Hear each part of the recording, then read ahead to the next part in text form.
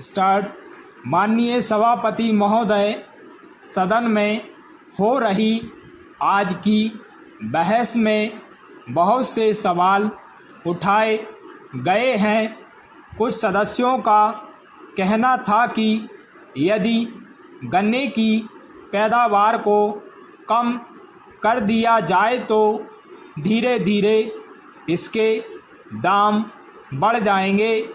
मैं इस सुझाव से सहमत नहीं हूँ कि पैदावार को कम करके गन्ने के दाम बढ़ाए जाएं। हम तो चाहते हैं कि देश में हर चीज़ की पैदावार बढ़े, साथ ही किसानों को उनकी पैदावार का पूरा दाम भी मिले। यदि किसानों को उनकी मेहनत के अनुसार दाम नहीं दिए जाएंगे तो खेती के प्रति उनका उत्साह कम होता जाएगा। ऐसी स्थिति में देश को गंभीर संकट का सामना करना पड़ सकता है। आज की बहस से जरूरी प्रश्न उठाए गए। एक प्रश्न दोहरी नीति के बारे में उठाया गया। एक सुझाव था कि दोहरी नीति को समाप्त कर दिया जाना चाहिए। सभी सदस्यों ने इस बात को बहुत जोर देकर कहा, क्योंकि यह बात ही ऐसी है। इस सदन के बहुत से सदस्य ऐसे क्षेत्रों से आते हैं जहां पर गन्ने की पैदावार बड़े पैमाने पर की जाती है और गन्ने का उत्पादन बड़ी मात्रा में होता है। इसीलिए वहाँ पर बहुत सी चीनी मिलें हैं।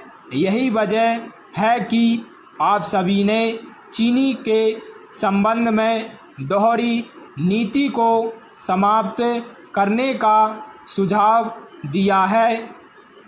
वास्तव में कुछ समय पहले मेरा भी ऐसा ही विचार था, लेकिन बाद में मुझे इस संबंध में अपने विचार बदलने पड़े। मेरा तो यही कहना है कि यदि आप इस प्रश्न पर शांतिपूर्ण ढंग से मनन करें तो आपके विचारों में भी बदलाव आ सकता है। आज चीनी के प्रश्न पर पूरे देश में विवाद चल रहा है। मेरा मत है कि सरकार चीनी के उत्पादन, खर्चे और मुनाफे पर अच्छी तरह से विचार करे और किसी एक निश्चित नतीजे पर पहुँचे। महोदय, कई वर्ष पहले फसल बीमा का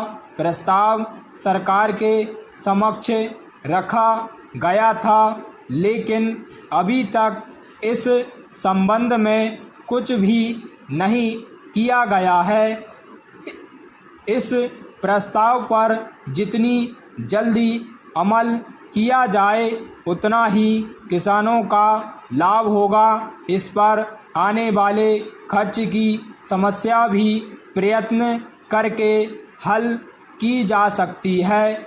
आज स्थिति यह है कि जब किसान की फसल किसी कारण से नष्ट हो जाती है तो उसके पास खाने तक को कुछ नहीं रहता।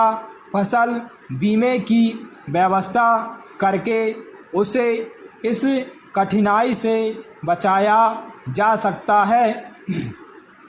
पैरा सभापति महोदय, सभी जानते हैं कि हमारे देश में अधिकतर लोग खेती करते हैं, लेकिन फिर भी हम खेती के मामले में अभी तक आत्मनिर्भर नहीं हो पाए हैं। इसका कारण जो मैं समझता हूँ वह यह है कि हमारे देश में खेती के स्थान पर उद्योग को ज़्यादा महत्व दिया गया मेरा निवेदन है कि खाद्यान्न की समस्या को सुलझाने की ओर हमें विशेष ध्यान देना चाहिए और इसके लिए अत्यंत आवश्यक है कि किसानों के लिए सिंचाई और अच्छे बीज की पर्याप्त व्यवस्था